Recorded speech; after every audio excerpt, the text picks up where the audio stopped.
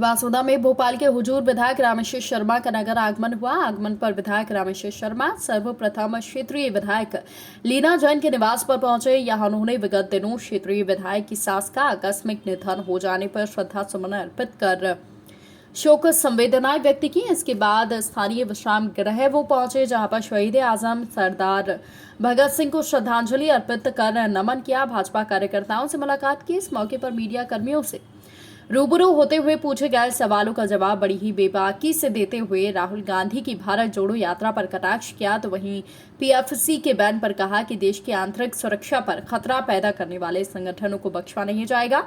मानस भवन में चल रहे डांडिया महोत्सव में शामिल हुए। उन्होंने कहा कि हमारी हिंदुओं की संस्कृति है और नवरात्रि पर बनाए रखे हो।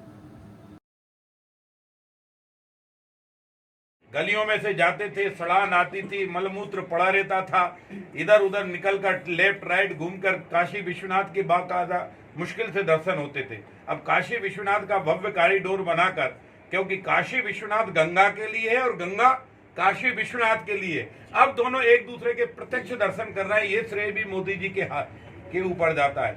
और महाकाल की भव्य भूमि जहाँ से पूरा देश का राज होता है, उसकी महाकाल लोक मध्य प्रदेश सरकार ने बनाया है। उसका लोकार्पण जो शिवराज जी ने कल्पना की होगी, जो तैयार की है, उसका लोकार्पण वैसे तो महाकाल स्वयं करेंगे, लेकिन महाकाल के सेवक के नाते, महाकाल के उपासक के नाते, महाकाल के पुजारी के नाते, महाकाल की दहलीज पर आकर भारत के प्रधानमंत्री अपना सर झुकाएंगे, महाकाल से सृष्टि के कल्याण के लिए आशीर्वाद मांगेंगे।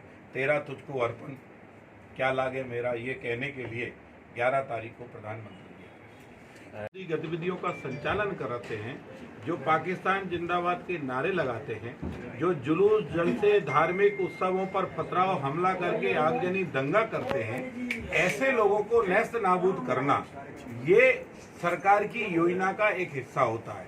हम किसी को जानबूझकर नष्ट कर रहे हैं ऐसा नहीं है, हम अपराधियों को नष्ट कर रहे हैं। हम पाकिस्तानियों को इस हिंदुस्तान में पनाह नहीं दे सकते। हिंदुस्तानियों की सुरक्षा करना ये हमारा नैतिक दायित्व है और मोदी सरकार बखूबी इस दायित्व को निभा रही है। लेकिन जो जहां खड़ा होगा वो पाकिस्तान के समर्थन में बोलेगा, तो हिंदुस्तानियों का दायित्व है कि उसको कुचलो, उसको खत्म करो, अपने देश की आबरू, अपने देश की मर्यादा को सुरक्षित करो। सर, वन मंत्री विजय शाह जी ने राहुल गांधी को लेकर एक बयान, वो उस समय जनरल अपनी लोकचार व्यवहार में बातचीत कर रहे होंगे। सज्जन सिंह वर्मा को लेकर भी आपने अभी बयान आया। अब सज्जन सिंह वर्मा है, वो सज्जन है, दुर्जनों के बीच में फंसे हैं या वो भी दुर्जन है, भगवान जाने, ये तो वक्त बताएगा।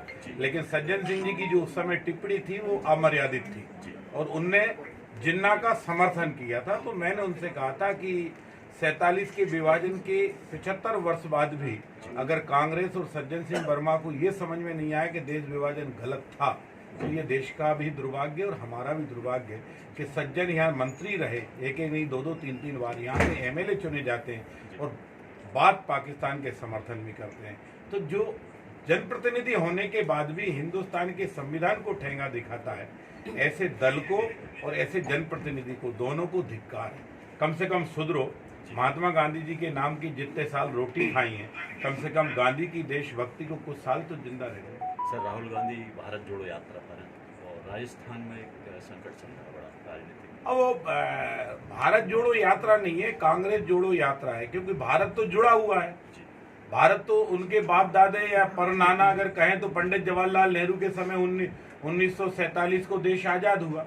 वैसे तो देश पहले से भी अखंड था। अगर उसका देखा जाए तो तब से लेकर आज दिनांक तक, तो अगर भारत तोड़ा है तो पंडित जवाहरलाल नेहरू के समय तोड़ा है। जिन्ना और नेहरू का जो समझौता हुआ है, अगर लाहौर से यात्रा करते राहुल गांधी तो ये होती भारत जोड़ो यात्रा। ये तो पंडित जवाहरलाल नेहरू नहीं जोड़ पाए थे, उसको सरदार वल्लभ भाई पटेल कराया जाएगा, तब भगत सिंह को श्रद्धांजलि दी जाएगी, तब राम के बेटे लब का लाहौर कहलाया जाएगा। इसलिए अभी बहुत सी चीजें बाकी हैं, आगे आगे देखते जाइए और क्या परिणाम आने वाला। राहुल गांधी जी भारत जोड़ो यात्रा निकाल रहे हैं। मैंने बोला ना, राहुल गांधी को भारत जोड़ो यात्रा निकालना है तो वहां से निकालो, ढाका से निकालो, ढाकेश्वरी के मंदिर से निकालो, अगर निकालना है तो हिंगलाज से निकालो, खीर भवानी से निकालो, लाहौर से निकालो, ननकाना साहब से निकालो, जो तुम्हारे परदादा ने पाकिस्तान को तस्तरी में रखकर दे दिया था। एक भी हिंदू उस समय पाकिस्तान जाना नहीं चाहता था। लाखों हिंदुओं का कत्लेआम तुम्हारे परदादा के नेतृत्व नेहरू में हुआ। अगर यात्रा निकालना है तो वहां से निकालो जहां नेहरू जी ने गलती की, और वहां से यात्रा निकालोगे तो देश तुम्हारा साथ देगा, पर तुम्हें वो यात्रा करने की दम नहीं है। इसलिए राहुल की यात्रा ये भारत जोड़ो यात्रा नहीं, ये कांग्रेस तोड़ो यात्रा है। जितने कदम बढ़ेंगे राहुल गांधी की, उतने प्रदेशों में कांग्रेस का सुपड़ा साफ होगा। पहली एक यात्रा की विकेट उत्तर प्रदेश से भागकर केरल गया भाई, अब केरल से भागकर कहां जाएगा मुझे तो पता नहीं, सीधे नाना के घर ही जाएगा।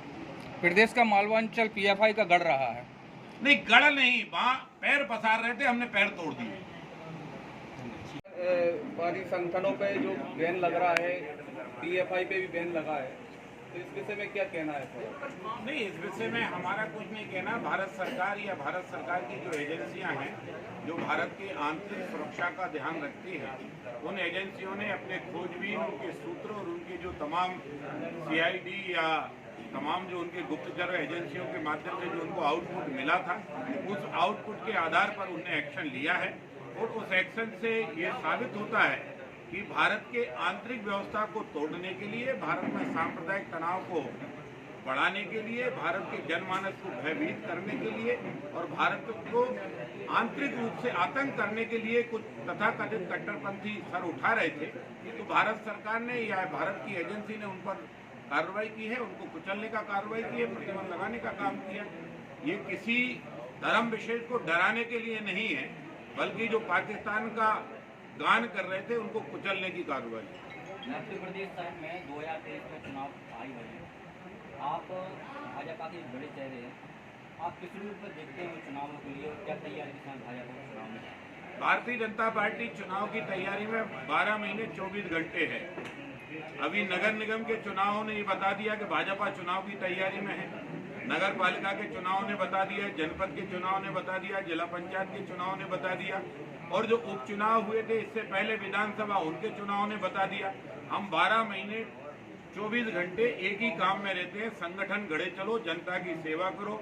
जो कहा है दीनदयाल जी ने उसको जमीन पर उतारो, जो कर रहे हैं नरेंद्र मोदी जी उसको आम जन तक पहुंचाओ, जो शिवराज जी की योजना है उससे गरीब का भला करो, बेटी का सम्मान करो, सुरक्षा करो। और भारतीय जनता पार्टी जीत के पहले आई थी, कुछ लुटेरों ने माल लूटने की कोशिश की थी, 18 महीने में पूरे प्रदेश में त्राही त्राही मच गई थी। कमलनाथ जी को लोगों ने विदा किया, फिर शिवराज सिंह जी की सरकार बनाई, अब फिर शिवराज जी की ही सरकार बनेगी। मोदी राज देश में कायम रहेगा अनेक सालों तक। दिग्विजय सिंह जी राष्ट्रीय अध्यक्ष कांग्रेस का पर्चा भरने जा रहे थे, सूचना भी मीडिया में आई है। देखिए, दिग्विजय सिंह जी का मैंने पहले भी कहा था, ये आखिरी वक्त है, करो या मरो। दिग्विजय सिंह जी को अगर कांग्रेस अभी कुछ नहीं दे सकती तो आगे फिर कुछ नहीं देगी। लंबी बारिश और इस समय कांग्रेस में जो खूंटा चल रहा है, राजस्थान में जो कांग्रेस की गिनती और